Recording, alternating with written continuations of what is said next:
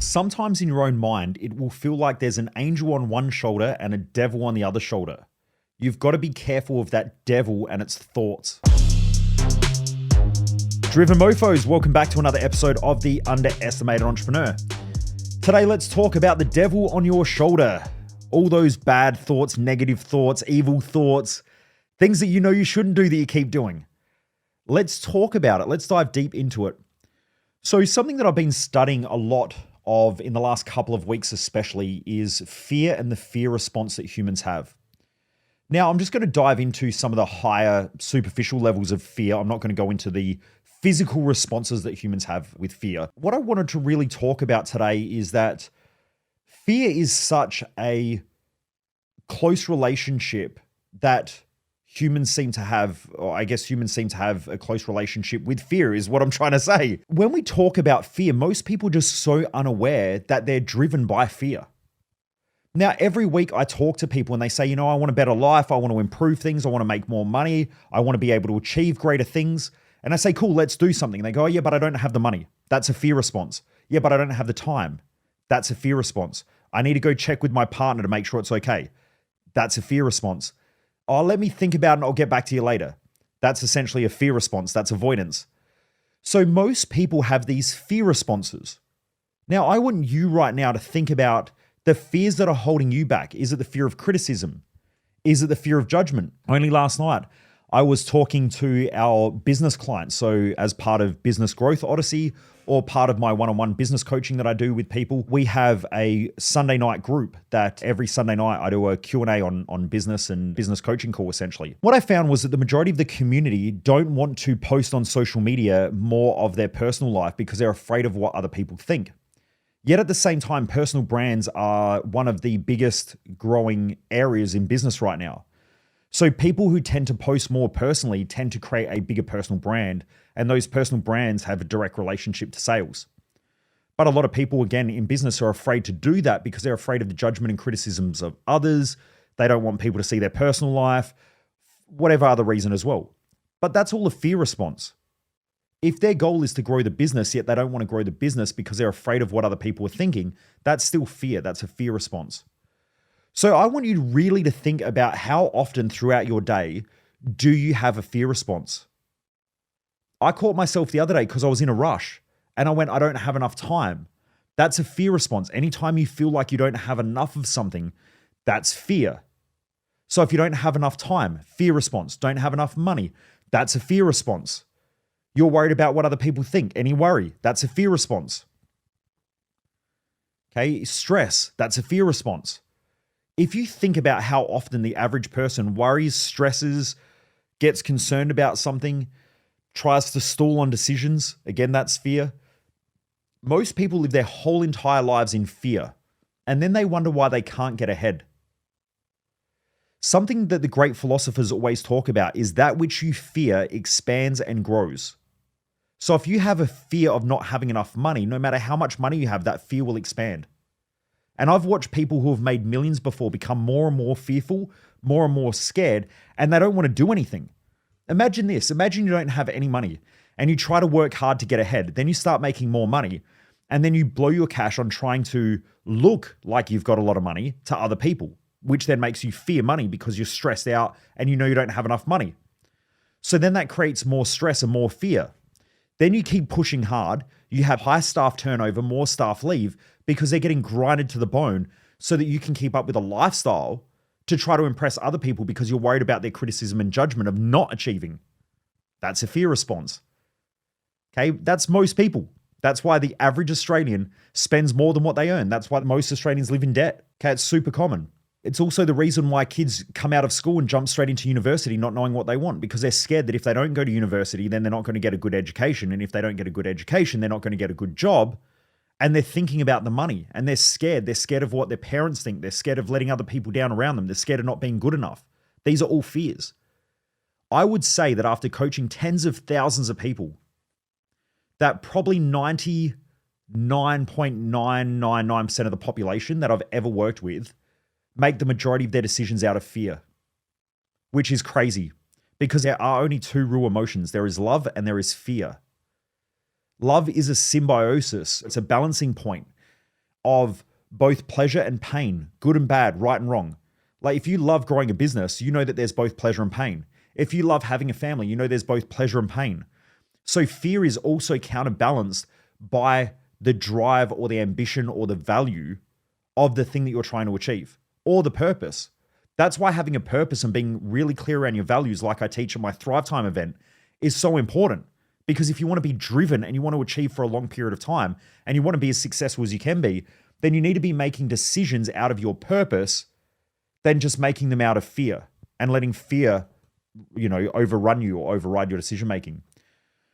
So then we can go back to the great thinkers. Now, if I go back and I talk about the 7 deadly sins or the 8 evil thoughts, the Greeks used to talk about this idea of 8 evil thoughts, and then the Roman Empire took it and they converted it into Catholicism, or this idea of 8 evil thoughts, into a Catholic teaching of the 7 deadly sins. Now, you've probably heard of these. Now, I want to talk about them because these are fear responses. So when we go to the first one is gluttony. Now, gluttony is an over-excess. So when we think about being gluttonous, it means an overindulgence or an overconsumption. Now, it could be an overindulgence of food, an overindulgence of alcohol or drinking. It could be an overindulgence of money. It could be an overindulgence of sex. It tends to just be an overindulgence of things. So that's the first one. Now, why is it one of the 7 deadly sins or the 8 evil thoughts? Well, that's because anything in excess destroys ourselves. It destroys our own self-worth. So if we have too much money and an excess of money without a purpose, you just destroy yourself. So you've probably seen people before. A great example of this is The Wolf of Wall Street. If you've ever watched that movie, or in fact, I was invited to a mastermind next year overseas with Jordan Belfort in it, which I'm not sure whether I'm going to go or not yet. That whole movie there was essentially about gluttony and greed, one of the other 7 deadly sins. So because they had made money without purpose, the purpose then became the greed and the gluttony. And so the more the purpose became the greed and the gluttony, the more greed and gluttony was there. And so it just kept rolling on until eventually it was all just self-destructive. So when I meet people who start doing well in business and then they start drinking more, they start taking more drugs, they start partying more, they start going on more holidays, I know that they've lost their purpose. And I've worked with a lot of business owners who have done really well, and they're smart enough to realize that they're being self-destructive. And so they come to me for coaching. Or they join one of my programs, like they might come to Thrive Time or they might jump to Business Odyssey. But normally the really, really high achieving ones will normally work one-on-one with me privately because they know that that pattern's not good. No one says drugs, alcohol, medication, over-medicating yourself with painkillers or anything like that, antidepressants, anti-anxiety drugs. No one says that that's the key to success. Yet for some weird reason that when people are successful, they think that drugs, alcohol, partying, overspending, overconsumption is going to be the way that they enjoy life, and it's not. The way that they enjoyed life before was growing their self-worth, their self-love, their self-respect, their self-confidence by taking on greater challenges. In fact, I know a billionaire now who is partying very, very heavily. He's blowing a lot of cash, partying a lot, drinking a lot. I would assume that there's drug consumption in there as well. Obviously he doesn't show that, but I can see that that is very destructive. Okay, over time, I wouldn't be surprised if he either loses all of his money, loses his business, loses his relationship, or loses the things that are important to him, right? Because it's fun on the way up, but it normally leads to the way down. So just be very careful of gluttony. It's the overconsumption or an overexcess. People who overspend, problem. People who overeat, problem. People who overparty, problem. People who overwork, problem. So any overconsumption of anything is not beneficial. Then we go to the next one is fornication or lust. I'm generalizing here because this happens to women as well. But any good man knows a man that was caught up in a lustful relationship, maybe outside of their marriage, maybe it is partying too hard or being around too many women, and eventually it will become self-destructive. They'll lose what they've got. I have a couple of friends of mine who I know they partied very, very hard and they used to be around a lot of women. A lot of those women took advantage of them massively. Now, I guess he took advantage of them through his partying and whatever he did with those women or whatever. It was a mutually beneficial relationship. He might have got sex and attention and they got a lot of money and nice shit from him. But again, it doesn't lead to a fulfilling relationship and a fulfilling life. Now, by the way, I just want to clarify, they didn't do anything illegal. But what I'm saying is that when you've got a lot of money and you're a male and you hang around with a lot of females, it's a symbiotic relationship. They're both getting something from it. But the question is that something purposeful, meaningful? Is it keeping you on your path? Is it building your self-worth, self-love, self-confidence, self-respect? Or is it something that is just hiding something else? Is it fear driving that? Maybe the fear of not being good enough. I remember when I was young, I used to party quite hard and I used to sleep around a lot.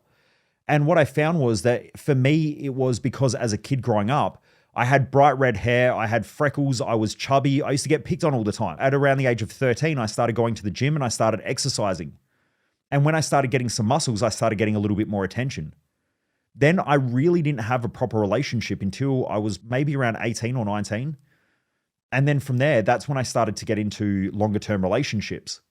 But what I also knew was that when I got into long-term relationships, I became a bit clingy.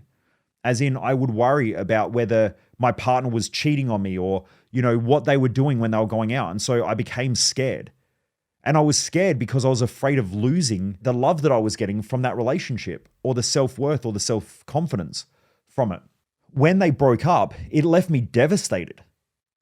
And then I went through these stages where I just thought, you know what, fuck it, I don't want another relationship. And then the next 2 months later, I'm back in a relationship again that's long term. And the same thing happened. It wasn't until eventually I got to the point where I was with someone that I really cared about and they ended up moving interstate and I didn't want to go. And so we separated. And after that, I thought, you know what, fuck it, I'm just going to go out and party and run amok. And so I did for probably 2 to 3 years, especially, maybe even 4 years. I partied almost every night of the week, 5 nights a week.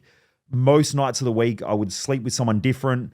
I was just running an absolute muck. And because I worked on a party bus where I was responsible for looking after people on hens nights, 21st, 18th birthdays, and they were always women, there was always lots of girls around. So it was great. And I lived in a bachelor pad with other dudes who used to do that as well. So, we were just in an environment of partying, sex, running amok, alcohol. It was awesome for me because it built my confidence. But then after a while, I just realized that it was so shallow and so hollow. And normally it created other problems as well because some girls wanted to have longer term relationships and I didn't want one. It just created all this fucking drama and shit. That's what made me realize it helped me build my self-worth and self-love and self-confidence and self-respect by being in that environment and sleeping with a lot of people.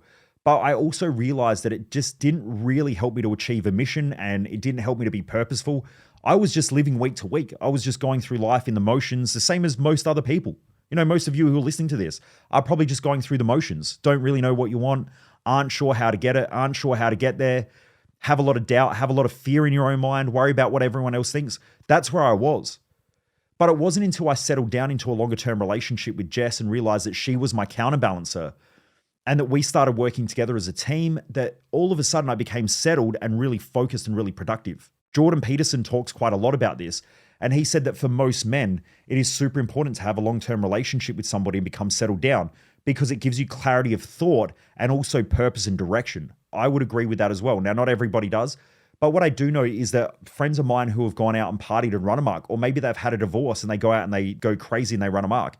When you've got a lot of money and when you're getting a lot of attention and when you're doing well in life, you can really destroy your wealth and you can really destroy a lot of hard work really, really quickly through lust and fornication, which is the second deadly sin, which essentially is sex. That's really what lust is, right? It's lusting. Let me just open this up here and let me have a look. So it says here, lust is a force producing an intense desire for something. Lust can take any form, such as a lust for sexuality, money, or power. Okay, so that's the second of the deadly sins. Then we've got greed. So everyone is aware of greed. It's an insatiable desire for material gain or social value, such as status or power. Okay, now greed is one of those 7 deadly sins because it means that you can start to push boundaries. And I've seen this in business where I've worked with people before that were quite easy to work with. You could easily work with them. There was good value exchange. And then after a while, they just became really super focused and they just, all of a sudden, it all became about power and winning all the time. When you're around people who have to win at the expense of everything else around them, those people are highly destructive. And I've worked with multiple people before, and even in our events, I get people who come along to our events and they say things like, winning is a high value of mine. I have to win. Those people are super fucking destructive and really dangerous because they're not thinking about value exchange. They're not thinking long-term. They're normally not playing a long-term strategy. They're playing a short-term strategy, which then can be at the expense of other people, because if someone wins, someone else has to lose. Whereas when you're playing an exchange of value, it's I win and you win at the same time, because we're both getting what we want in order to expand and grow together. So when I work with people, I know that I get paid. But when I get paid, I have to give them back more value than the money that they've paid. So if I can help them grow their business, if I can help them grow their lifestyle, if I can save their marriage, all of those things, I've well overcovered the costs that they have committed to or are paying me for a product or a service or one of our events. That's fair and equitable value exchange. And those people are always going to be raving fans and they're going to come back. So that's how I think about working with people. But when you've got people who have to win all the time, that then can become greed. Okay. And again, it's a fear response. People who have to win all the time feel like they're losing. Now, sometimes if you're playing sport, I get it, right? You want to win. But at the same time, if you do it at the expense of other things in life, then that can be a huge problem. You know, if you have to win and it's at the expense of your family, then you'll probably lose your family. So even though you're winning, you lose at the same time. Most people don't think about this. In order to win, something else has to be lost, because you can't have a gain without a loss and you can't have a loss without a gain. And I talk about this in depth in our events. You know, when a business owner is going through a loss, like let's say they're losing money, they're normally gaining knowledge or they're gaining other things in the business, like they're gaining a better team, they're gaining better structure, they're gaining better process, but they might not be gaining money.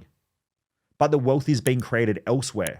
When they can see that, it calms them down a lot. So greed is the third of the deadly sins. Then we have sorrow and despair. So when people get into that state of desperation or despair or depression, what it does, it affects a person's thoughts and they can't thrive anymore. So the more someone wraps their mind up in these negative, fearful thoughts consistently, the more it's just going to drive them down a dark hole and it's going to take away their life force. So what we want to do is we want to build our life force. We want to build our energy, our enthusiasm.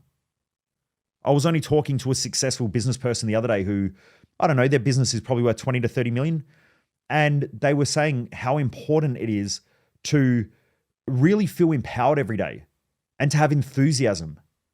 And one thing that he said to me is that people who aren't enthusiastic are to be avoided because they lack the energy of life. And I thought that that's a really good way of thinking about it. But when we think about sorrow and despair, it's having no real purpose, no real direction. Once again, this is why I built Thrive Time, because Thrive Time creates your success map for life so that then you know the direction that you're going in, you know where to go, you know what you want to achieve, and it gives you an enthusiasm for life. If you don't have that purpose and your values clear and you're mission driven, then you can become goal driven, which then can mean you're trying to win all the time. That can be problematic. Now, if you're not winning all the time, then you start to go into despair and sorrow where you feel like you're losing all the time and you can never get ahead. And that's a really shitty place to be as well. So that's the fourth one. Then we have wrath. Wrath is uncontrolled anger. Now, anger's not bad, but anger that's uncontrolled that then rages out of control is a problem. This is where you see people getting in street fights. Like, you know, you see it all the time on dash cams where people share, you know, one person in a car and they're brake checking the other car. And then the next second they're at the traffic lights and they're punching up with each other. That's uncontrolled wrath. That really has nothing to do with that incident. The incident is the way that it's expressed. So that person has anger issues. They have this fear building up inside of themselves. Maybe they're not where they want to be in life. Maybe they're not achieving what they want in life. Maybe their intimate partner is giving them shit at home. And so they have this build up anger. And the next second, someone's just driving along and cuts them off. And instead of just going, oh, you know what, I was probably driving along like a dickhead in the right-hand lane, holding up traffic behind me, and that's why the car cut me off. I should change lanes and move over and, you know, respect other road users. They then look at that person and go, fuck that guy. And then the next second, they're doing 140 in a 60 zone trying to chase after the car. And now they're at the traffic lights beating the shit out of each other and both of them get arrested. That's uncontrolled anger. That's wrath. Okay, so it's important to make sure that that is managed. So anger isn't a bad response because anger balances out kindness. In Chinese philosophy, anger and kindness are the same thing. They're just on different sides of the equation. So people that are overkind lack the ability to have a bit of anger or a bit of wrath and hold people accountable and create boundaries. But then people who are angry all the time and aggressive all the time tend to lack kindness in those moments. So they need a bit more kindness and a bit more compassion. Okay, and it'll balance itself back out. So we need to understand that anger is a fear-based response. Then we come down to sloth. Now, sometimes you hear it called Arcadia. So sloth is one of the 7 deadly sins in the Catholic teachings. It is the most difficult sin to define.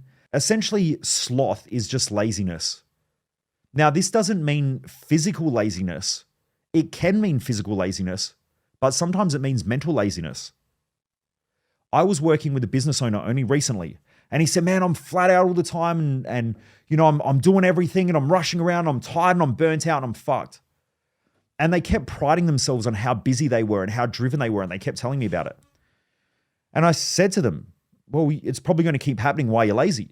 And they said, I'm not fucking lazy. I do everything. That's the problem, is that I have all this weight on my shoulder and I have to do everything. I said, I understand, but you're lazy. And I watched them just get in this state of confusion. And I said, you're not physically lazy. There's no doubt that you're working flat out. The problem is you're thinking.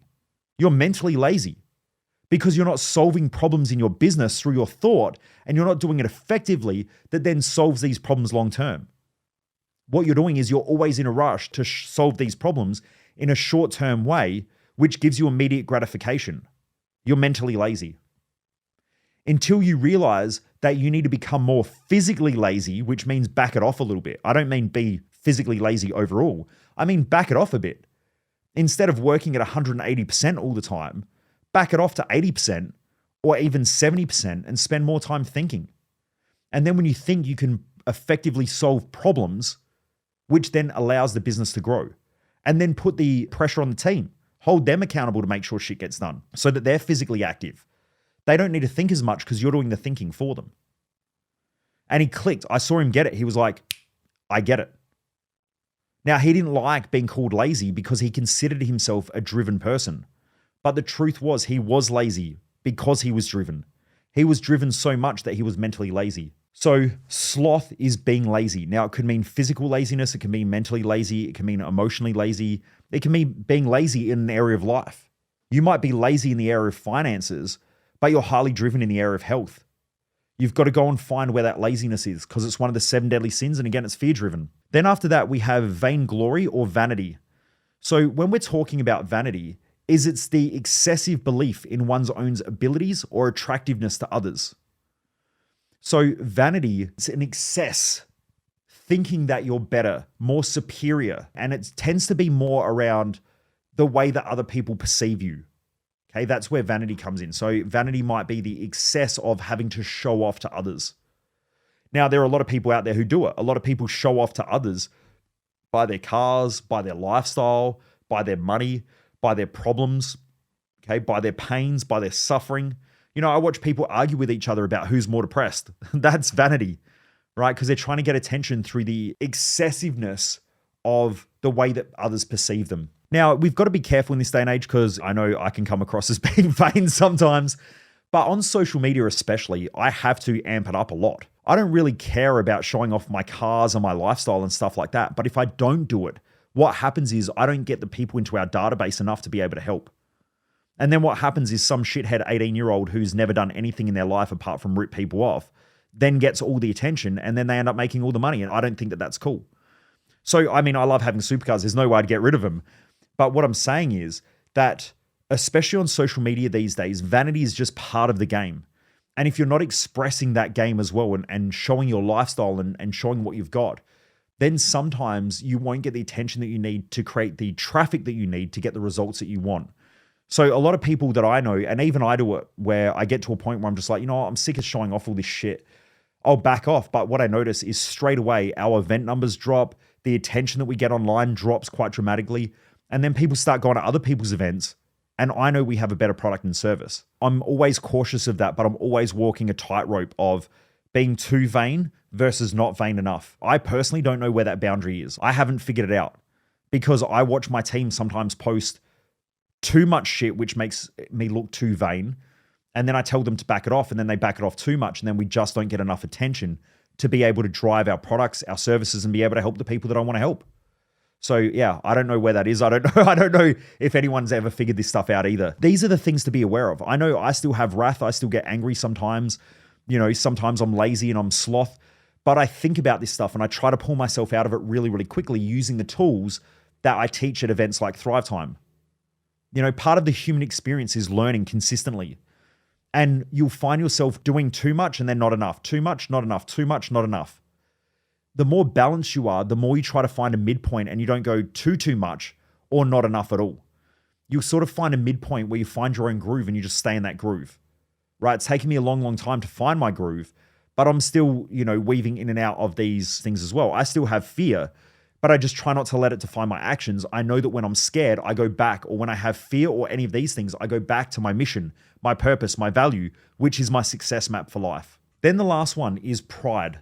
So when we talk about pride, again, it is this like over showing of self-esteem or confidence. A lot of these are very similar. They tend to be about excess. So if we look at wrath, it's the excess of anger.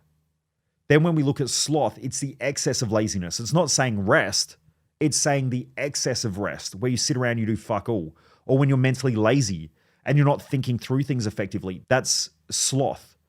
Gluttony isn't having nice shit. Gluttony is the over excess of nice things. All of these are based on excessiveness. So again, pride, when we come back to it, it's the excess of confidence, the excess of oneself. It's having to show off and over exaggerating parts of yourself. So when we think about these, all of those 7 deadly sins, these have been around, by the way, for 1,500 to 2,000 years. And then even before that, the Greeks were using the 8 evil thoughts. And then even before that, the Egyptians spoke about some of these things. So these have been around for thousands of years. These are important to understand because when these pop up in your mind, it is important to keep them in balance, to go back to your success map in life, to realize that it's fear driving you now and you're having a fear response. So therefore, now you've got to make a better decision. And that is to go back to having clarity around your purpose, your mission, your values, your lifestyle balance, making sure you're setting goals effectively and getting back on track, staying in your groove. If not, you will live life like most people who define their whole lives by those 8 evil thoughts or the 7 deadly sins. So if you look at most people, if I just go to social media, most people are in those. Like the person who's sitting there criticizing me on social media, that I'm always showing off, they're probably the lazy person that's the sloth. They're either not doing enough or they're mentally lazy. So they're either physically lazy or mentally lazy. Greed. The person who's criticizing you on social media might see that you're doing well, but they're greedy because they want more money, but they don't want to put in the work. So that's keeping them trapped. Having a really clear understanding around those 7 deadly sins or the 8 evil thoughts, and I go through these in some of my more advanced events that I teach after Thrive Time. So there are hidden events that I don't publicly talk about, but those events happen after you come to Thrive Time, because once you've got a great base of knowledge, then I can amp it up and we dive into these things in depth so you can keep chipping away and really upping your knowledge to a whole nother level that most people can't even comprehend. And when I say knowledge, I don't mean like university where you go there and you have to do tests and shit. I'm talking about stuff that you can actually utilize in life, where you can start to read how people act and respond, and you really get a better understanding of why people do what they do. So it's great for leadership, great for management, great for families and so on. But they're only activated, those courses are only activated after Thrive Time. Because if you don't have a good base of your own success map, there's no way that you can properly lead other people or that you can drive other people's behavior or even lead a family. You need to get yourself super clear and super effective around what you're trying to achieve so that then you can get out there, live your life, and then keep stepping it up. But without that map, you're going to be off track. You're going to have fear driving your behavior. You're going to have a lot of these 7 deadly sins occupying your mind, and it's just going to create problems eventually. So that's why I only unlock those other events after doing Thrive Time. But anyway, this here, I hope, gives you a great thought process or a great insight into your own thoughts, into how you think on an average daily basis. Are you working and then thinking about being lazy and, oh man, I wish I didn't have to work so much? That's probably sloth. Are you sitting there and looking at somebody else and with envy and going, I wish I had the money that they have? That's greed. That could potentially be gluttony as well if you think that life's going to be easier. When I meet people and they're like, I want financial freedom, I'm like, you gluttonous, lazy motherfucker. Because no one is financially free. It's an idea that's sold to the masses. Even people with a lot of money aren't financially free. They have a lot of challenges. They have a lot of pressure. They have a lot of stress. Because when you've got money, everyone wants your money. So therefore, it's harder work to maintain and keep that money. Okay, it's just part of a game of life. If you know how to manage money effectively, then you can keep growing it and you do have better opportunities. Like it's nicer to travel in business class than it is in cattle class, right? Definitely. It's nicer to drive a nice car than it is to drive a shit car, right? It's just nicer in life. It's nicer to live in a nice house. And it's nicer to not have to stress about common bills. But at the same time, you might not have to stress about common bills, but you may have to now stress about someone trying to sue you and shut down your business. That's a different level of stress. You might have to deal with someone who's got a work cover claim on you that then is trying to sue you and take you to court. You might have to deal with an ex-employee who's going around spreading rumors and trying to destroy your business. You've got to deal with all these things the more money you make. Just be careful of those thoughts inside your own mind that you're thinking that life's going to get easier, because it's probably falling into one of those 7 deadly sins. Just get back to living with purpose in life, having a clear mission for what you're trying to achieve, and then also make sure you're living your values so that then you're fulfilled each and every day. It's a game changer.